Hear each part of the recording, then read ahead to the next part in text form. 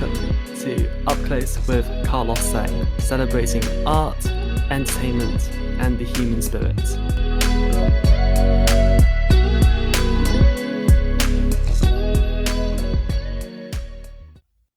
Welcome to another episode of Up Close with Carlos Sang. My next guest is the recipient of 2 Stage Debut Awards, the Laurence Olivier Award for Best Actor in a Musical, as well as the What's on Stage Award for Best Actor in a Musical.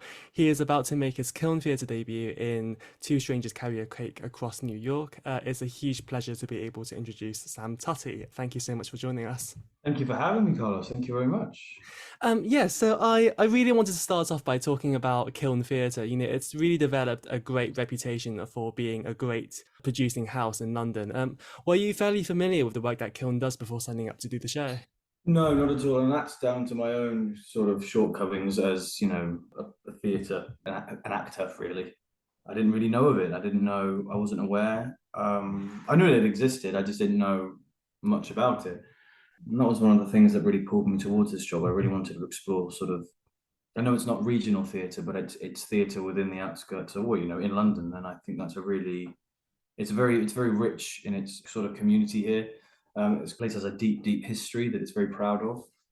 When you come into the theatre, to the box office, really, there's a massive timeline of its, history, its origin, what it's done, how it's changed the way it has. And I'm very honoured to be involved in a show with this place, and everyone who works here is very passionate and very proud to be a part of it, as am I. Yeah, I mean, the theatre has programmed, a lot of new work over the last couple of years, from, The Sun to Malima's Tale, which was just on, to now Two Strangers. Does it feel exciting or quite daunting, doing new work that's never been performed before? There's an element of anxiety that you hope it's received well to kind of, fresh eyes, because you get so used to the material and the sort of, sentiment that's behind there, and you're working so closely with the writers who have been working on this for, I think it's 8 years, this piece. And yeah, I think there's an element of that, but there's also like a trust that, I know we're going to do, well, it's great material. They are just objectively just great, really fun songs. And we have a responsibility, myself and Dejana, my stage partner, I don't know how to what the correct term.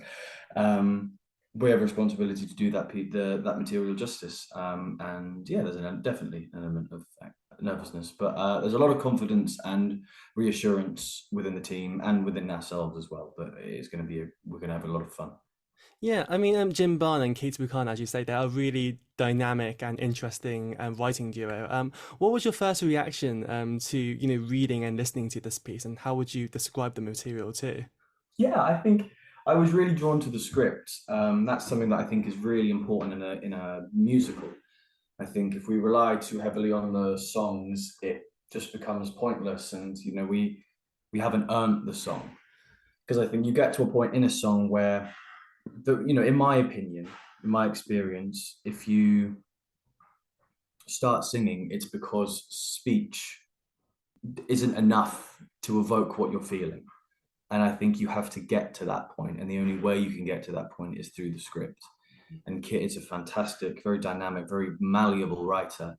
And he gives us a lot of creative license, and he gives us a lot of responsibility, really, with his text. And we have a lot of discussions with him and how things work. And one of the first things he said is that I totally understand that you are going to become more familiar with these characters than I am. And I want to hear things that you would, think they would say. And, if he disagrees or, thinks otherwise, he's very accommodating. But we respect his sort of vision. And Jim, who's done the songs, has just done such an amazing job. It's almost like there were 5 composers behind in Jim's brain. There's just no song sounds the same. There's no sort of overlaying arc or overlaying genre that I can see anyway. There are songs without music, and I'm not going to tell you any more about that because you'll have to come and see it. And the listeners as well. Hello, listeners. So it's definitely a fantastic. It's an absolute dynamite, mammoth force of nature, this show, and I think that's only amplified by the fact that there are only ever 2 people on stage. at a time, maximum, sometimes just one. Yeah, I mean, yeah, it's definitely they're definitely a great group, as we say, and also Tim Jackson. He is similarly a very dynamic and really highly acclaimed director and choreographer too. It feels really right that he is taking the helm on the show. How has it been working with him on this world premiere too? Tim's fantastic. He's a very, very, very honest, very open, He's a wonderful man. And I'm really, really happy he's directing. We had a great week of sort of fleshing out the piece a few months before. We were due to start rehearsals, and we got a lovely view of him. Got a lovely sort of like first taste at how he works. Very similar to Jim and Kit. He's very, very, very dynamic. He's very open to conversation about things that he's very open to our suggestions, and he welcomes them with open arms.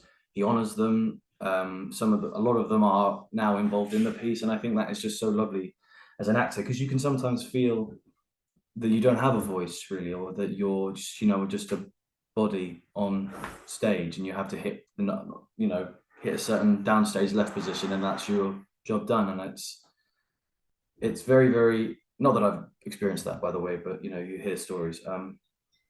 But Tim is fantastic, and I'm very, very happy and very excited to continue to work with him, and hopefully for more pieces in the future as well.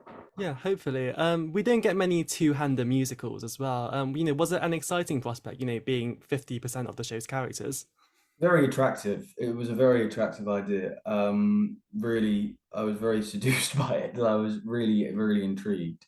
It's a lot of work. It's a lot of work. It's a lot of responsibility. It's a lot of work. But it's very rewarding. It feels very life affirming. And it's a lot of fun, and it always goes down to who your opposite actor is. And I'm very fortunate that DeJohn is not only a wonderful performer but a wonderful person as well. We're getting on very well.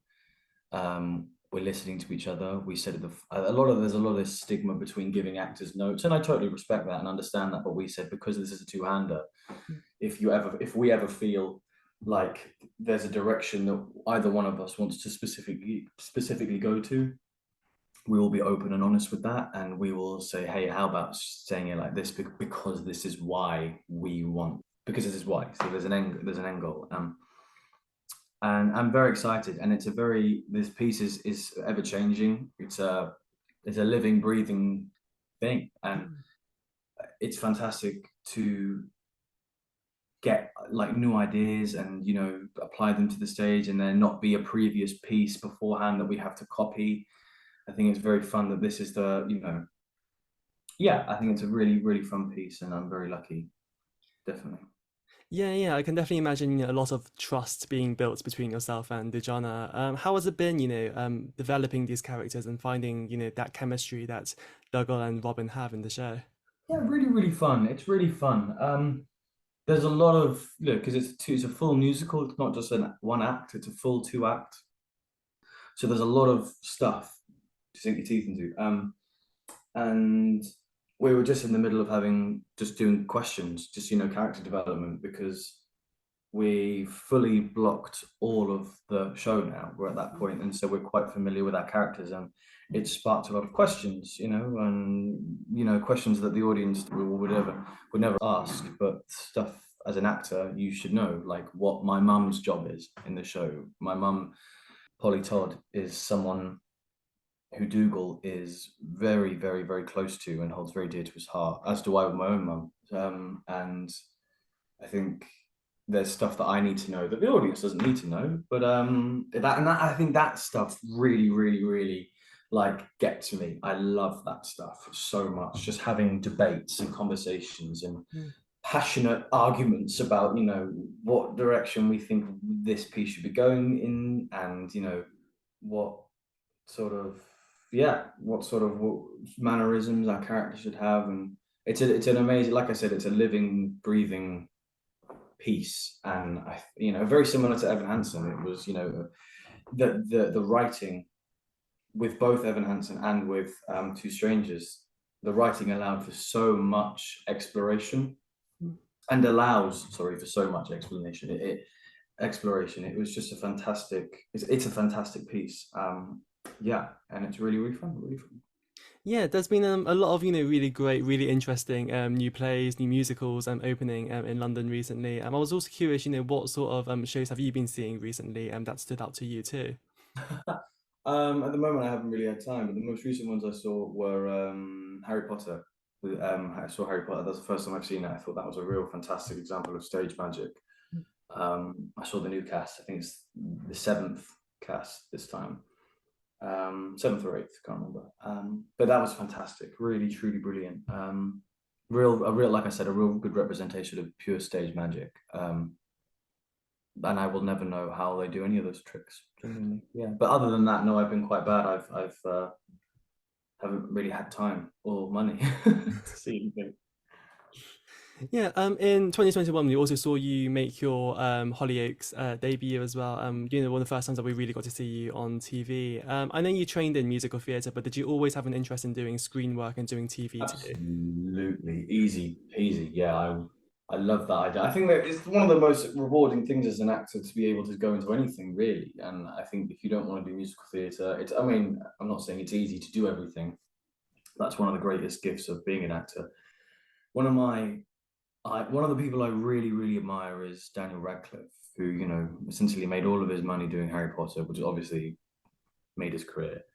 But now he's just exploring every single possible career avenue he can. He's doing really demanding plays. He's just started Merrily, who Tim, our director, was the choreographer of, which I take great pride in, very proud of him for that. But and I think he's having such a dynamic career, and that's something that I want to do. And I know that comes with a lot of work and a lot of patience, but it's something that I really want to adhere to. So to answer your question, yes, I've always had an interest in film, TV, radio, Shakespeare, everything. I love it all. Give it all to me. I'd love to do it. Yeah, what was your biggest takeaway from doing TV too? Oh God, the camera. I know it's such a cliche, but the camera just picks up every tiny little mannerism you do. And I think by the end of my time at Hollyoaks, I think I just about got it. I kind of knew the right amount of energy to put into my face and into my voice. I watched my first episode and my last episode. I didn't watch anything in between that. And yeah, I just really saw a massive difference. And by the end, I was like, okay, I knew what I was dealing with, and it's a very different beast. I think it was Judi Dench that said, with plays you act with your body, with TV you act with your face, and with films you act with your eyes. And I think that's a real important takeaway. Something like that. I'm paraphrasing probably, but that's something that I really learned. And I'm pleased I learned it on something as fun as Hollyoaks. And now I can apply it to a more difficult project later on, hopefully, if I get one. Yeah, I mean, it was you played a really interesting character on Hollyoaks as well. If you didn't need to have gone back to Evan Hansen, would you have stayed with the show longer, do you think? I think the people there were fantastic, the crew and the actors there. They were such fun people, and Liverpool, where it's filmed, is such a beautiful city. The people and its content are just absolutely fantastic. So I would have stayed a bit longer. Yes, I think I would have started to get a little, itchy and a little restless. But I was enjoying my time there, and the people I were involved with were fantastic. So it was nothing but a fun experience for me. Absolutely. Yeah, I mean, the first time we saw you do Dear Evan Hansen as well, you were, a fresh graduate. By the time you got back to it, you'd done Hollyoaks, Romeo and Juliet, 4 Minute Warning. Did your approach to Evan Hansen change as well when you went back? Absolutely. I think it wasn't necessarily my previous projects that changed my outlook. It was the fact that I knew I could do Evan Hansen anyway, and I did it for 6 months. So there wasn't that anxiety of, oh, can I do it? I think there was a thing of like, okay, I can do it, but am I going to get sick and then get better? Because that's kind of what happens is, your body gets run down and then you fight that illness and then you're fine. That's what happens with me anyway. But luckily I didn't get sick, barely got sick. My body just remembered it all. That was that muscle memory there. And I had 6 months worth of kind of creative actor choices that I had made. We all had such a polished from day one. We were all off book by day two. because it was all just still in our brains, because we knew that we were coming back to it eventually. And that's credit to Stacey Mindich, our producer, who said it's not a matter of if, it's just a matter of when. So we all kind of knew, and there was somewhere in our brain, just like, a little chamber that was like, this is going to happen again. So if there is one silver lining of lockdown and COVID happening, it was that I could approach it at a more mature, more confident age and point in my life. Yeah, I remember also reading, you saying that you wanted, audiences to approach the Evan Hansen the same way that they would a play, that they shouldn't, need to check their intelligence at the door. Do you think musicals still don't get taken as seriously as, straight plays? I think some of them, I think, it's a difficult conversation, but I think maybe there's an element of that you can sing along in a musical, and that's like, no, do not do that. This is not karaoke. And I think there's with plays, you just don't know what the character's going to say, so you can't really join in. There's not really that sort of area within a show. I think if done well, musicals can be just as profound and just as serious and just as intelligent as a profound play, as as Stanislavski, sort of like Chekhov, whatever. I know Stanislavski didn't, whatever, but just as like a profound play. So I think, yeah, I think sometimes some of them are just for fun.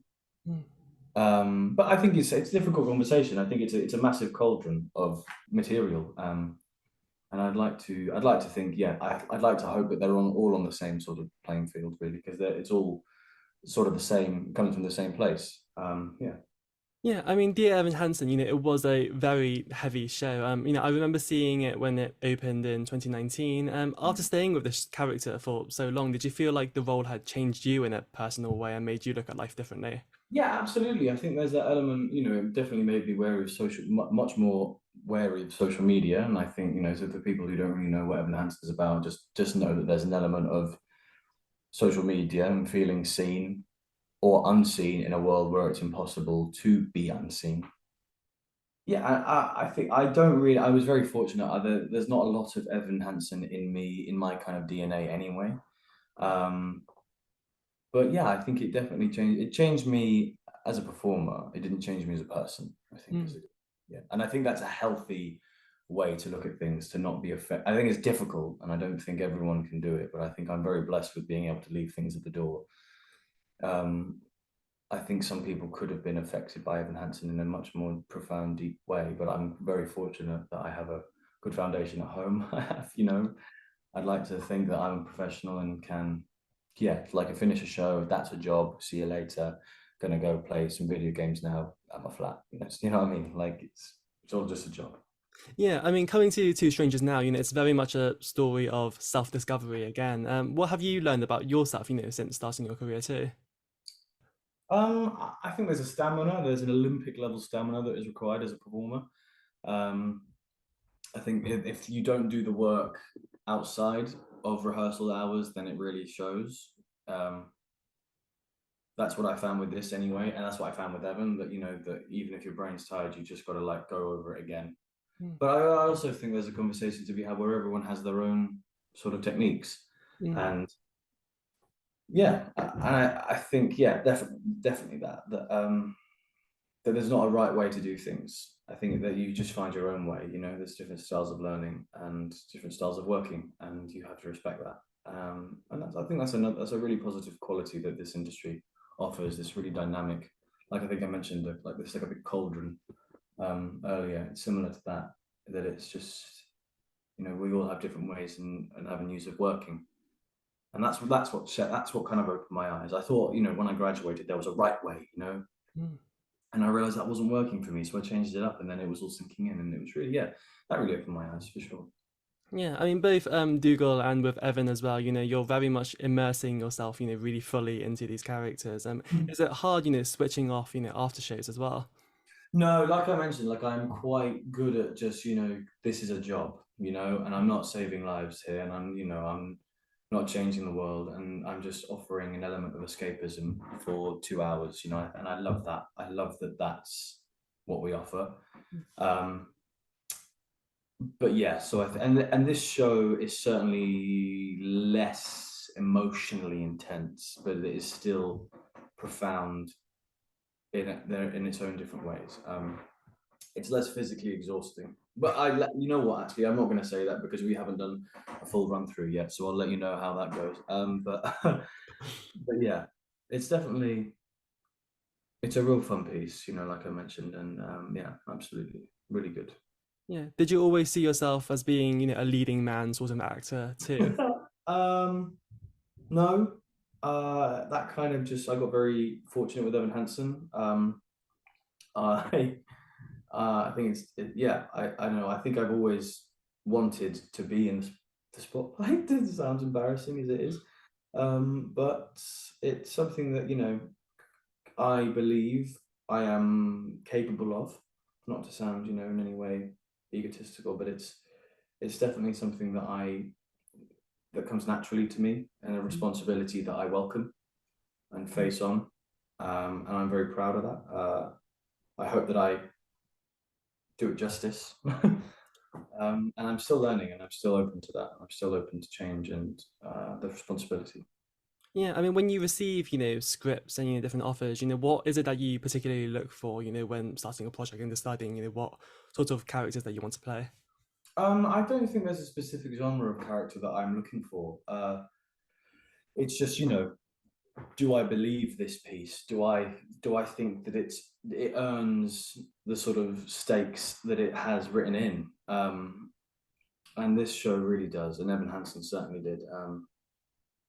Yeah, I think it's a real human piece, and I love that. I love the simplicity of it. I love that it isn't trying to be bigger than what it is, and I love being a person. I think that's a bizarre statement, but I love the fantastical escapism that this industry offers, but it's also so fun to just be a flawed human, because we all are.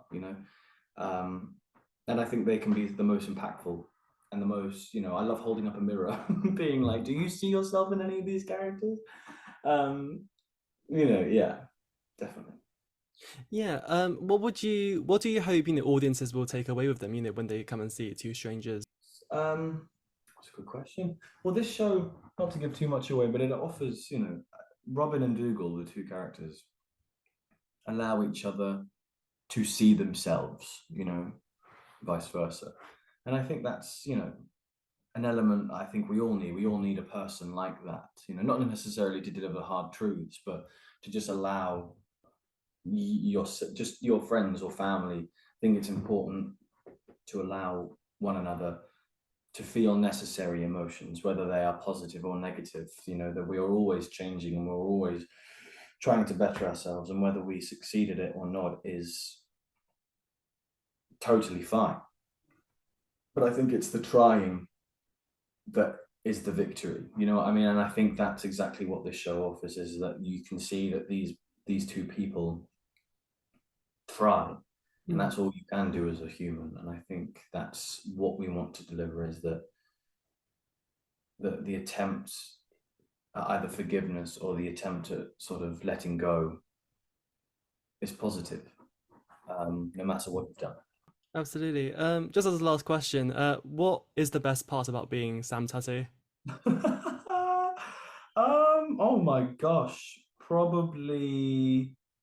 Oh my gosh, I don't know. I can jump really high. That's a fun one. No, I don't know. No, I don't know. That's a difficult question. There's not necessarily a fun one. I've got a great family. I've got a great foundation. I'm very blessed with that. Very blessed to have a great brother and a great mum. So yeah, probably that. Probably my family. Sam Tutty, thank you so much for joining us today. My pleasure, Carlos. Thank you very much for having me.